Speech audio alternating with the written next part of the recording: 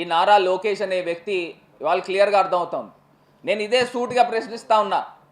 ఈ ప్రభుత్వంలో భాగస్వామ్యుల కింద ఉన్న జనసేన పార్టీ, అదేవిధంగా బీజేపీ పార్టీ ఇవాళ ప్రజలకి సమాధానం చెప్పాల్సిన బాధ్యత మీకు లేదా అని ఇవాళ సూటిగా ప్రశ్నిస్తూ ఉన్నాం.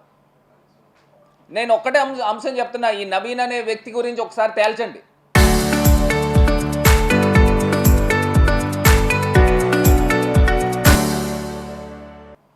అతనికి ఫస్ట్ ర్యాంక్ ఏ రకంగా వచ్చింది, అతను పరీక్షా పేపర్ క్వశ్చన్స్ని తయారు చేసే దాంట్లో అతను ఉన్నాడా లేడా అనే అంశం గురించి కూడా చెప్పాల్సిన అవసరం ఉంది.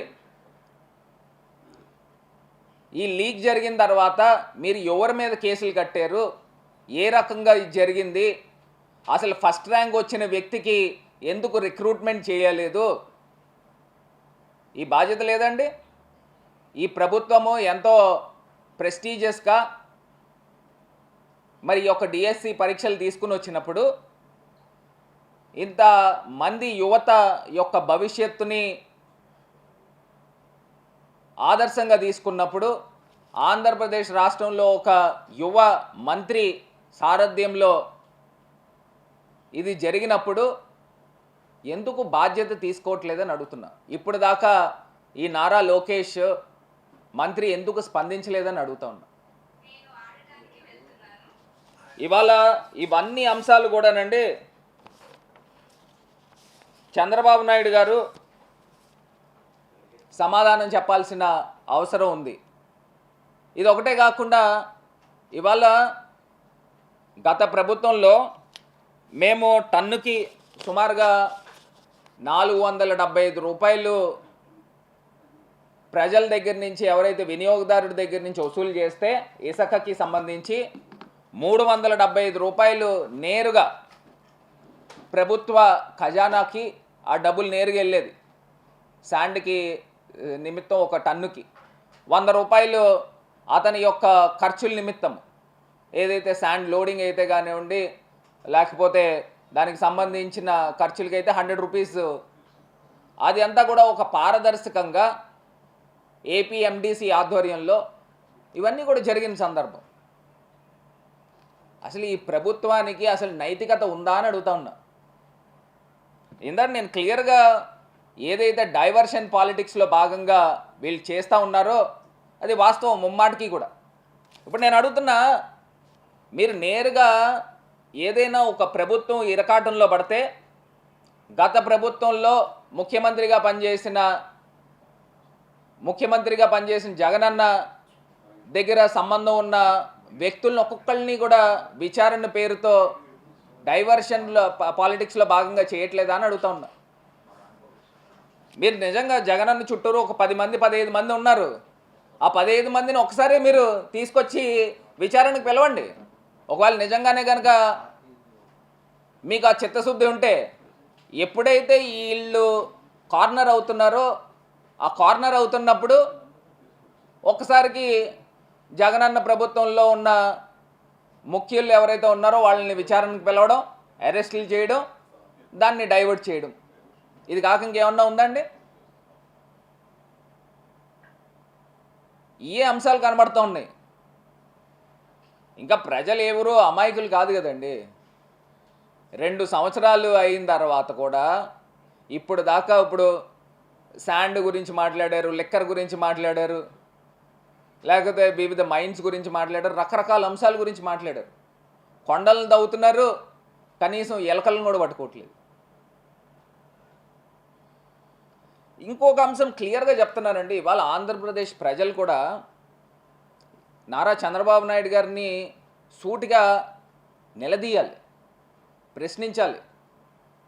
సాక్షాత్తు భగవంతుణ్ణి రాజకీయాల్లోకి తీసుకొచ్చి తిరుపతి లడ్డూ గురించి నానా యాగి చేశాడు. నానా యాగి చేసిన తర్వాత సుప్రీంకోర్టు ఇన్వాల్వ్ అయ్యింది, ఇంకో పక్కన సిబిఐ ఇన్వాల్వ్ అయింది. వీళ్ళందరూ కూడా గత ప్రభుత్వంలో ఏ రకమైన జంతువుల కొవ్వు కలవలేదు అని క్లియర్గా సుప్రీంకోర్టు కానీ లేకపోతే సిబిఐ కానీ వాళ్ళు విచారణలో తేలిన తర్వాత చంద్రబాబు నాయుడు గారు పబ్లిక్గా వచ్చి యానిమల్ ఫ్యాట్ కలిసిందని స్టేట్మెంట్ ఇచ్చిన తర్వాత ప్రజలు ఇంకా ఎందుకు ఉపేక్షిస్తున్నారని అడుగుతున్నారు. ఇదే చంద్రబాబు నాయుడు గారు కాకుండా ఇంకొకళ్ళు ఎవరైనా ఈ రకమైన మాటలు మాట్లాడితే అసలు ఆంధ్రప్రదేశ్లో ఆ వ్యక్తిని బతకనిస్తారా అని అడుగుతున్నా. అసలు ఆంధ్రప్రదేశ్లో ఆ వ్యక్తి ఉండగలుగుతాడా అని అడుగుతున్నా. అసలు హిందూస్కి ఛాంపియన్స్ అని చెప్పుకున్న బీజేపీ ఎందుకు మౌనంగా ఉంటున్నారు? ఇది హిందువుల యొక్క పవిత్రతకి, హిందువుల యొక్క ప్రతిష్టకి భంగం కల్పించే విధంగా చంద్రబాబు నాయుడు గారు మాట్లాడలేదా? అసలు హిందూ పెద్దలు, గురువులు, మరి యోగులు వీళ్ళందరూ కూడా పెద్దలు ఎందుకు మాట్లాడట్లేదని అడుగుతున్నా. అసలు ఈ అంశాల గురించి ఫస్ట్ ఇతను చేసిన దారుణాల గురించి ఇవాళ ఆంధ్రప్రదేశ్ రాష్ట్రంలో ప్రజలు ప్రశ్నించాలి. మళ్ళీ ఆయన డైరెక్ట్గా మీడియా ముఖంగా అంటున్నాడు, నేను ఎవరిని మోసం చేయలేదు, నేను చెప్పినవన్నీ చేస్తున్నాను, ప్రజలకు ఇచ్చిన హామీలన్నీ ఇస్తున్నాను. అసలు మహానాడు ఎంత అట్టర్ ఫ్లాప్ మహానాడు అంటే ఆయన నేరుగా చెప్తున్నాడు. ఆ పక్కనేమో అచ్చెన్నాయుడు అంటున్నాడు గతంలో ఇరిగేషన్ ప్రాజెక్టులకి 60 లక్షల కోట్లు ఖర్చు చేశారని అచ్చెన్నాయుడు చెప్తున్నాడు. పక్క నుంచి చంద్రబాబు నాయుడు ఇలా చూస్తున్నాడు. అసలు 60 లక్షల కోట్లు ఏంది? నోరిప్పితే పచ్చి అబద్ధాలు మాట్లాడుతున్నారు. ఇవాళ ఆంధ్రప్రదేశ్ ప్రజలందరూ కూడా గమనిస్తున్నారు, నిశ్చితంగా గమనిస్తున్నారు ఈ యొక్క కూటమి ప్రభుత్వం యొక్క వైఫల్యాలు. ఇంకా వీళ్ళని ఇంకొక 2-2.5 సంవత్సరాలు భరించాలా అని. ఇంత దారుణమైన పొజిషన్స్ ఆంధ్రప్రదేశ్ రాష్ట్రంలో ఉంది. ఒక్కసారి ప్రజలందరూ కూడా గమనించమని కోరుతూ ఈ ప్రభుత్వానికి ఓపెన్ ఛాలెంజ్ చేస్తూ ఉన్నాం. మీరు 2 సంవత్సరాల కాలంలో శాండ్ దగ్గర నుంచి ఎన్ని కోట్ల రూపాయలు ఆదాయము ఆంధ్రప్రదేశ్ రాష్ట్ర ఖజానాకు వచ్చిందో ఈ ప్రభుత్వం సమాధానం చెప్పాలి. ఒకవేళ ఫ్రీ శాండ్ అయితే మీరు చెప్పినట్టు ఫ్రీ శాండ్ నిమిత్తము ఏ వినియోగదారుడికి శాండ్ ఫ్రీగా వెళ్ళింది? ఇవాళ లోడింగ్ ఛార్జెస్ అయితే కానివ్వండి, ట్రాన్స్పోర్ట్ ఛార్జెస్ అయితే కానివ్వండి, మీరు ఏ రకంగా చూసుకున్నా లారీ కనీసము లోకల్గా చూసుకుంటే ఫ్రీ శాండ్ అయితే 1500-2000కి రావాలి. లోడింగ్ ఛార్జెస్, ట్రాన్స్పోర్ట్ ఛార్జెస్ ఎవరికైనా వస్తుందా? పోనీ నేను లారీ పట్టుకుని వెళ్తా, ర్యాంప్ దగ్గరికి వెళ్ళి నాకు శాండ్ కావాలని అంటే లారీ పట్టుకుని వెళ్తాం. లోడింగ్ ఛార్జెస్తో మరి శాండ్ ఫ్రీగా ఇస్తారా ఎక్కడైనా? పోనీ ప్రెస్ మిత్రులకి ఎవరికైనా ఇస్తారండి? అసలు ఎక్కడ జరుగుతుంది ఇది? కేవలం ఏంటంటే ఎమ్మెల్యేలకి కాసుల పంటలాగా ఈ యొక్క శాండ్ ఉంది. ఈయన మళ్ళీ ఈనాడు పేపర్లో కానీ లేకపోతే వీళ్ళు ఛానల్స్లో ఎల్లో మీడియాలో చెప్తూ ఉంటారు, ఏదైనా ఎక్కడైనా ఎమ్మెల్యే విపరీతంగా శాండ్ దవ్వేస్తున్నాడు అంటే చంద్రబాబు సీరియస్ అంటాడు. ఆయన సీరియస్ అయ్యేది లేదు, ఇక్కడ ఈ ఎమ్మెల్యే ఆపేది లేదు. ఇది ఏంటంటే కేవలం ఏంటంటే చంద్రబాబు నాయుడు గారు ప్రజల చెవుల్లో పువ్వులు పెట్టే కార్యక్రమం చేస్తున్నారు తప్పితే ఇంకోటి ఏది కాదు.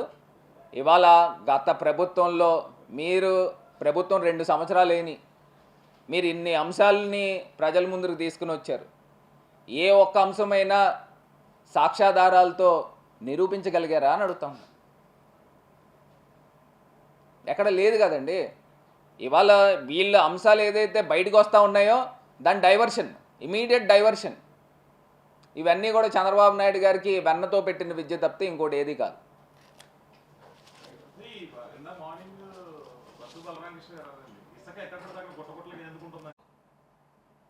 పోస్ట్ కల్పించలేకపోయారని సూటిగా ప్రశ్నిస్తూ ఉన్నా. ఈయన చెప్తా ఉన్నాడు నారా లోకేష్ గారు, దీనికి 2 రకాల కారణాలు చెప్తా ఉన్నారు. ఒకటి ఏంటంటే అవుట్సోర్సింగ్లో పనిచేస్తున్నాడు కాబట్టి అతనికి రిక్రూట్మెంట్లో తీసుకోలేదు, పర్మిషన్ లేదు కాబట్టి నిలుపుదల చేశామని ఒక అంశము, ఒక కారణం చెప్తున్నారు. రెండో కారణం ఏం చెప్తున్నారంటే సర్టిఫికెట్స్ వెరిఫికేషన్కి రాలేదు కాబట్టి అతన్ని సెలెక్ట్ చేయలేకపోయామని రెండో కారణం చెప్తున్నారు. ఏ కారణం అనేది పూర్తిగా ఒక క్లారిటీ ఉండాలి కదా. ఈ ప్రభుత్వానికి ఫస్ట్ ర్యాంక్ వచ్చిందండి నవీన్ అనే వ్యక్తికి. ఇక్కడే మీకు క్లియర్గా అర్థమవుతా ఉంది మరి ఏ రకంగా పేపర్ లీకులు ఏ రకంగా జరిగింది అనేది. ఇంకొక అంశం కూడా చెప్తున్నా, ఇదే నవీన్ అనే వ్యక్తి హైకోర్టును ఆశ్రయించాడు. ఏమని ఆశ్రయించాడు? తన ఐడిని బ్లాక్ చేశారు, కాల్ లెటర్ రాకుండా చేశారని చెప్పేసి ఆయన హైకోర్టుని ఆశ్రయించడం జరిగింది. ఇందులో 2 రకాల థియరీలు చెప్తున్నారు. ఒకటేమో అవుట్సోర్సింగ్లో పనిచేశాడు, అందు గురించి అతన్ని రిక్రూట్ చేసుకోలేదని ఒక అంశం చెప్తున్నారు. ఇంకో అంశం కూడా చెప్తున్నారు, అతను సర్టిఫికేట్ వెరిఫికేషన్కి రాలేదని. ఏది నిజమో నారా లోకేష్ విద్యాశాఖకు మంత్రిగా ఉన్నాడు కాబట్టి అతను పత్రికా ముఖంగా ఇవాళ మీడియా ముందుకు వచ్చి ఈ నవీన్ అనే వ్యక్తి గురించి క్లారిటీ ఇస్తే ఇవాళ ఆంధ్రప్రదేశ్ రాష్ట్రంలో మీరు ఏదైతే డిఎస్సి పరీక్షలు మీరు నిర్వహించారో దాని యొక్క నిజాలు ఇవాళ బయటకు వస్తాయి.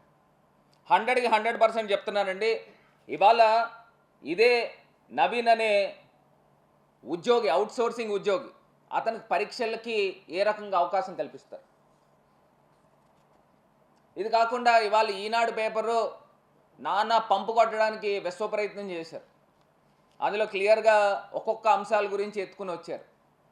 అసలు నేను అడుగుతా ఉన్నా, ఒక డిపార్ట్మెంట్కి సంబంధించి అతను పరీక్ష రాసినప్పుడు 36వ ర్యాంక్ వచ్చిన వ్యక్తికి ఏ రకంగా రిక్రూట్మెంట్ చేసుకోరని అడుగుతున్నా. ఇప్పుడు నేను అడుగుతున్నాను, స్పోర్ట్స్ కోటా గురించి మీరు మాట్లాడుతూ ఉన్నారు. అసలు స్పోర్ట్స్ కోటాలో ఎవరెవరికి ఉద్యోగాలు కల్పించారు, అసలు స్పోర్ట్స్ కోటా యొక్క నియమ నిబంధనలు ఏంటి అనేది రాష్ట్ర ప్రజలకి ఒక క్లారిటీ ఇవ్వాల్సిన బాధ్యత వీళ్ళకి లేదా అని అడుగుతా ఉన్నా. మొత్తం అంతా కూడా మభ్యపెట్టి ఇవాళ ప్రతి ఉద్యోగం కూడా నేను చెప్తా ఉన్నాము 15 లక్షల రూపాయలకి వీళ్ళు అమ్ముకున్న దాఖలాలు ఇవాళ ఆంధ్రప్రదేశ్ రాష్ట్రంలో క్లియర్గా కనబడుతూ ఉన్నాయి. ఈ ఆరోపణలకి నారా లోకేష్ విద్యాశాఖ మంత్రిగా ఆయన బయటకు వచ్చి ఈ అంశాల గురించి క్లారిటీ ఇవ్వాలి. ఇదే రకంగా ఇంకొక అంశం కూడా ఇవాళ ఆంధ్రప్రదేశ్ రాష్ట్రంలో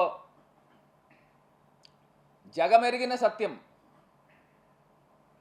ఈ కూటమి ప్రభుత్వం వచ్చిన తర్వాత ఇసుక దోపిడీ విచ్చలవిడిగా జరుగుతూ ఉంటే వీళ్ళు మాట్లాడుతూ ఉన్నారు గత ప్రభుత్వంలో ఇసుక దోపిడీ జరిగిన అన్న అంశాల గురించి వీళ్ళు ఎత్తుతూ ఉన్నారు. నేను ఇదే రాజమండ్రి గోదావరి పరివాహక ప్రాంతాన్ని గురించి నేను మాట్లాడదలుచుకున్నా.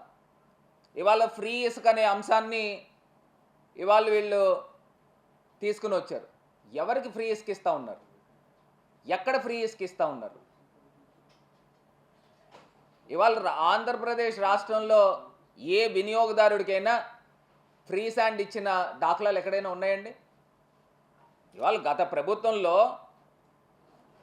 దిగిపోయే టైంకి వచ్చేది వర్షాకాలం వస్తుందని చెప్పి గతంలో ఎండాకాలంలో సుమారుగా 80 లక్షల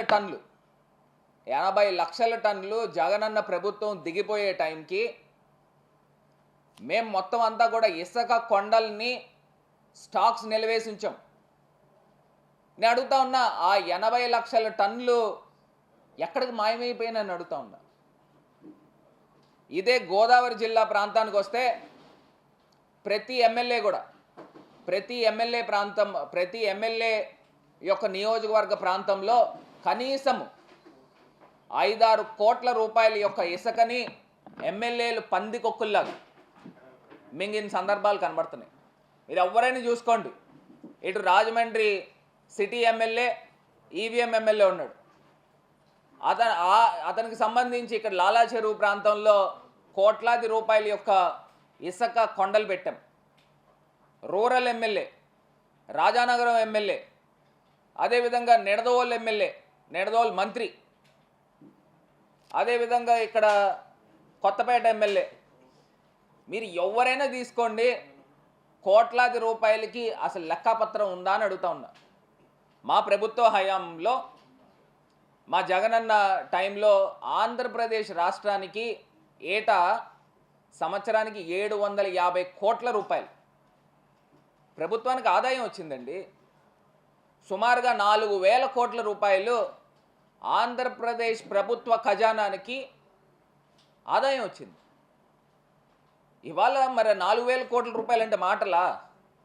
ఇవాళ ఈనాడు పేపర్లో అదేవిధంగా ఈ ప్రభుత్వము జగనన్న ప్రభుత్వం పైన చేసే ఆరోపణలు ఏంటంటే 5 లక్షల టన్నులు ఇసుక మోళీ జరిగిందని చెప్తా ఉన్నారు. నేను అడుగుతా ఉన్నా, ఈ 2 సంవత్సరాల కాలంలో ఒక్క రూపాయి అంటే ఒక్క రూపాయి ఆంధ్రప్రదేశ్ రాష్ట్ర ప్రభుత్వానికి ఖజానాకి శాండ్ వలన ఎక్కడైనా డబ్బులు వచ్చాయా అని అడుగుతా ఉన్నా. అంటే ఈ లెక్కల్లో మీరు చెప్పిన లెక్కలే నిజమైతే మేము 80 లక్షల టన్నులు శాండ్ నిల్వలు ప్రభుత్వం దిగిపోయే టైంకి నిల్వలు ఉంచి మా ప్రభుత్వం దిగిపోయింది. ఆ 80 లక్షల టన్నులు ఏమైపోయినాయి అని అడుగుతా ఉన్నా. దానికి ఏమన్నా ఒక లెక్కాపత్రం ఉందా అని అడుగుతా ఉన్నా. పోనీ ఆ 80 లక్షల టన్నులు ఏ వినియోగదారుడికైనా ఫ్రీ శాండ్ వచ్చిందా అని అడుగుతా ఉన్నా. ఎవరికైనా ఎవరి ఇంటికైనా ఉచితంగా ఇసుక వచ్చిందా అని అడుగుతా ఉన్నా. రాలేదే. ఇప్పుడు మీరు బోట్మెన్ సొసైటీలు చెప్పున పర్మిషన్లు ఇచ్చారు. పర్మిషన్లు ఇచ్చి శాండ్ తీసుకునేదానికి అవకాశం ఇచ్చారు. నేను అడుగుతా ఉన్నా, ఇన్ని లక్షల కోట్ల రూపాయలు ఆదాయం వచ్చే ప్రక్రియ అయితే బోట్మెన్ సొసైటీలు సంబంధించిన వ్యక్తులు కోట్ల రూపాయలు సంపాదించాలి కదా. బోట్మెన్ సొసైటీలు ఎవరైనా కోటీశ్వర్లు అయ్యారా అని అడుగుతా ఉన్నా. ఎక్కడ జరిగింది అని అడుగుతా ఉన్నా. ఈ డబ్బులన్నీ ఎవడి జేబులోకి వెళ్ళినాయి అని అడుగుతా ఉన్నా. ఇవాళ నేను చెప్తున్నానండి, నేను మొత్తం స్టేట్ అంశము ఎంత అక్రమాలు జరిగినాయి నేను ఇవాళ టూకీగా ఒక ఉజ్జాయింపుగా ఈ గోదావరి పరివాహక ప్రాంతంలో ఒక్కొక్క ఎమ్మెల్యేకి నెల వచ్చే ఆదాయము సుమారుగా ₹1 కోటి దగ్గరగా ఆదాయం వస్తుంది ఒక్కొక్క ఎమ్మెల్యేకి. ఇవాళ రాజమండ్రి సిటీ ఎమ్మెల్యే సుమారుగా ₹1 కోటి. ఈ 24 నెలల్లో అతను 24 కోట్ల రూపాయలు తక్కువ కాకుండా కేవలము ఇసుక మీద సంపాదించుకున్న సందర్భం. అదేవిధంగా రూరల్ ఎమ్మెల్యే కూడా అదే స్థాయిలో డబ్బులు వచ్చినాయి. అదే 24 కోట్ల రూపాయలు తక్కువ కాకుండా అతనికి వచ్చి ఉంటుంది. ఇంకా మంత్రి కందుల దుర్గేష్ మంత్రి అయితే ఆయనకి ఇంకా ర్యాంపులు ఎక్కువ ఉన్నాయి, ఇంకా దానికన్నా అదనంగా డబ్బు వచ్చి ఉంటుంది. అదేవిధంగా కొత్తపేట ఎమ్మెల్యేకి, మండపేట ఎమ్మెల్యేకి, అటు రాజోల్ ఎమ్మెల్యేకి, ఈ గోదావరి పరివాహక ప్రాంతంలో ఉన్న ఎమ్మెల్యేలందరికీ కూడా కాసుల పంట. ఇటు చాలామంది కాకినాడ ప్రాంతంలో ఉన్న ఎమ్మెల్యేలు అందరూ చాలామంది ఫీల్ అవుతున్నట్టున్నారు. ఈ గోదావరి ప్రాంతంలో ఉన్న ఎమ్మెల్యేలకి నెల ₹1 కోటి పైన ఇసుక నుంచి ఆదాయం వచ్చేస్తుంది, వాళ్ళకి రావట్లేదు. అంటే బహుశా వాళ్ళ కొండల్లోనూ వీటిల్లోనూ కూడా వస్తూ ఉంటుంది అనుకుంటాను. అంటే ఈ తరహాలో ఒక్కొక్క ఎమ్మెల్యే ఇవాళ ఇసుక దోచే కార్యక్రమం చేస్తూ ఉన్నారు. వీళ్ళు చెప్తున్నారు 5 లక్షల టన్నుల యొక్క ఇసుక దోపిడీ జరిగింది గత ప్రభుత్వంలో అని చెప్తా ఉన్నారు. నేను అడుగుతా ఉన్నా, మరి ఇదే తరహాలో జరిగితే ఈ 2 సంవత్సరాల కాలంలో ఎన్ని లక్షల టన్నులు, ఒకవేళ అదే నిజమైతే ఎన్ని లక్షల టన్నులు దోచేశారు, ప్రభుత్వానికి ₹1 అయినా ఆదాయం ఇచ్చారా, అందజేశారా ఖజానాకి అని సూటిగా ప్రశ్నిస్తున్నాం. దీనికి ఖచ్చితంగా ఈ రాష్ట్ర ప్రభుత్వము సమాధానం చెప్పాల్సిన అవసరం ఉంది. ఎందుచేతనంటే ఇదేమీ సామాన్యమైన విషయం కాదండి. ఇవాళ ఒక పక్కనేమో యాక్టింగ్ సీఎం ఆయన యొక్క మంత్రిత్వ శాఖలో అటు నీట్ పరీక్షల కన్నా దారుణాతి దారుణంగా పేపర్ లీక్ జరిగిన సందర్భం ఆంధ్రప్రదేశ్ రాష్ట్రంలో కనబడుతూ ఉంది. అంటే ఒకే అంశం చెప్తున్నానండి. మొన్న పవన్ కళ్యాణ్ గారు వచ్చినప్పుడు కూడా నేను ప్రెస్ మీట్లో క్లియర్గా చెప్పాను, ఇవాళ చిత్తశుద్ధి ఉంటే ఈ కలెక్టర్కి కానీ లేకపోతే అధికారులకు కానీ ఈ ప్రభుత్వానికి కానీ గ్యామన్ ఇండియా బ్రిడ్జ్ ఉందండి, ఆ గ్యామన్ ఇండియా బ్రిడ్జిని 2 ఎమ్మెల్యేలు పంచుకున్నారు. ఒక పక్కనేమో సిటీ ఎమ్మెల్యే పంచుకున్నాడు, ఇంకో పక్కనేమో రూరల్ ఎమ్మెల్యే పంచుకున్నాడు. దాని బ్రిడ్జ్ స్తంభాల చుట్టూరు విపరీతంగా డ్రెడ్ చేస్తున్నారు. అది ఏ రోజైనా పుష్కరాల టైం వరకు ఆ బ్రిడ్జ్ ఉంటుందో లేదో డౌటే, అనుమానమే. బౌండరీస్ కూడా ఉన్నాయి. వాళ్ళు ఏంటంటే ఏదో దేశ సరిహద్దులాగా స్తంభాలు కట్టేసుకున్నారు. ఈ స్తంభం దాటి అటు వెళ్ళకూడదంట, ఆ స్తంభం దాటి ఇటు రాకూడదంట. ఇంత దారుణంగా నేను అడుగుతున్నానండి. వాళ్ళు సూటిగా నేను చెప్తున్నా, రేపు జరగబోయే పుష్కరాల నాటికి ఆ గ్యామన్ ఇండియా బ్రిడ్జ్ ఉంటుందో పడిపోద్దో కూడా ఒకసారి అధికారులందరూ కూడా పూర్తి స్థాయికి ఇన్స్పెక్షన్ చేయాలి. మీరు నైట్ చీకటి పడిన తర్వాత 6 తర్వాత అసలు అక్కడ ర్యాంపుల దగ్గరికి కానీ ఎవరు కానీ అసలు లోడింగ్ జరగకూడదు, లేకపోతే అసలు ఇసుకే తీయకూడదు. 6 తర్వాత ఎందుకు జరుగుతున్నాయి? ఇవాళ వైఎస్ఆర్ కాంగ్రెస్ పార్టీ మీరు ఇందాక అడిగిన ప్రశ్నకి ఖచ్చితంగా ఉద్యమం తీసుకొస్తాము. ఏదైతే మల్లైపేట ప్రాంతంలో వైఎస్ఆర్ కాంగ్రెస్ పార్టీ పెద్ద ధర్నాలు చేస్తాము, ఎట్టి పరిస్థితుల్లో కూడా అక్కడి నుంచి శాండ్ తీనివ్వకోకుండా ఏదైతే ప్రజలకి హానికరంగా వ్యవహరిస్తూ ఉన్నదో ఖచ్చితంగా అడ్డుకుంటాము. దానికి ఒక కార్యాచరణ కూడా ముందుకు తీసుకెళ్తాం. జరుగుతుందో చూడడానికి వెళ్తే ఇక్కడ సైలెంట్గా ఈ ఇంట్లో దొంగతనం చేసే కార్యక్రమము చంద్రబాబు నాయుడు గారి ప్రభుత్వం చేస్తున్నారు.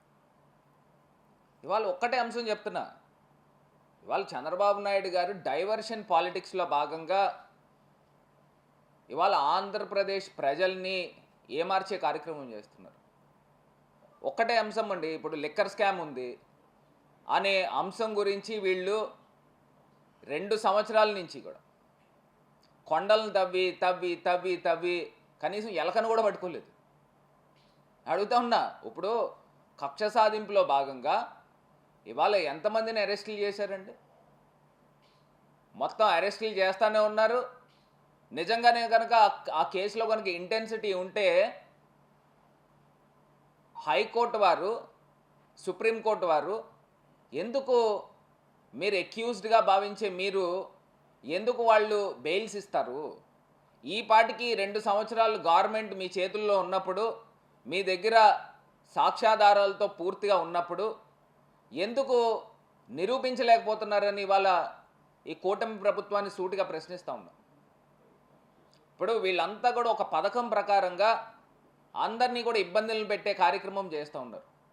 మొన్నటిదాకా మా గౌరవ పార్లమెంట్ సభ్యుడు మిథున్ రెడ్డి గారు, అదేవిధంగా ప్రభుత్వ ఉద్యోగులైన ధనుంజయ రెడ్డి గారు, అదేవిధంగా కృష్ణమోహన్ రెడ్డి గారు, చెవిరెడ్డి భాస్కర్ రెడ్డి గారు, ఇంకా ఇలా లెక్కలు చెప్పుకుంటూ వెళ్తే వరుస పెట్టి ఒక పథకం ప్రకారంగా మొరేల్ దెబ్బతినే విధంగా అరెస్టులు చేసుకుని వెళ్తూ ఉన్నారు. ఇప్పుడు వైఎస్ఆర్ కాంగ్రెస్ పార్టీ మరి పొలిటికల్ అసిస్టెంట్ అయిన కె నాగేశ్వర్ రెడ్డి గారిని, అదేవిధంగా అధికార ప్రతినిధి అయిన శివశంకర్ గారిని కూడా, వీళ్ళిద్దరిని కూడా వేధింపుల్లో భాగంగా ఏదైతే ఈ యొక్క పేపర్ లీక్ల అంశం బయటకు వచ్చిందో దాన్ని డైవర్ట్ చేసేదానికి ఇవాళ ఈ కార్యక్రమం చేస్తూ ఉన్నారు. ఇవాళ నేను సూటిగా నారా లోకేష్కి ప్రశ్నిస్తూ ఉన్నాం. ఆయన ఏమంటా ఉన్నాడు? ఓపెన్ ఛాలెంజ్ చేస్తున్నాడు. అయ్యా నారా లోకేష్ గారు, మీరు తెలుగుదేశం పార్టీకి నేషనల్ వర్కింగ్ ప్రెసిడెంట్, మా జగనన్న దాకా ఎందుకు? నీకన్నా ముందరు నేను ప్రజల చేత ఎన్నుకోబడ్డ పార్లమెంట్ సభ్యుడిగా ఉన్నా. నీ ఓపెన్ ఛాలెంజ్కి నేను స్వీకరిస్తూ ఉన్నా. నేను వైఎస్ఆర్ కాంగ్రెస్ పార్టీకి నేషనల్ అఫీషియల్ స్పోక్స్ పర్సన్. ఇప్పుడు నువ్వు ఏదైతే నువ్వు చెప్తా ఉన్నావో అంశాల గురించి, సంక్షేమము, అభివృద్ధి, రా నువ్వు టైం చెప్పు, ప్లేస్ చెప్పు, డైరెక్ట్గా నేనే వస్తా. మీరు ఎమ్మెల్యే కాకముందు నేను ఎంపీ అయ్యా. ఇవాళ ఓపెన్ ఛాలెంజ్కి నేను స్వీకరిస్తూ ఉన్నా. ఇవాళ నేను ఒక్కటే సూటిగా ప్రశ్నిస్తూ ఉన్నా, ఏదైతే డిఎస్సి పరీక్షల్లో నవీన్ అనే వ్యక్తి ఫస్ట్ ర్యాంక్ వచ్చింది,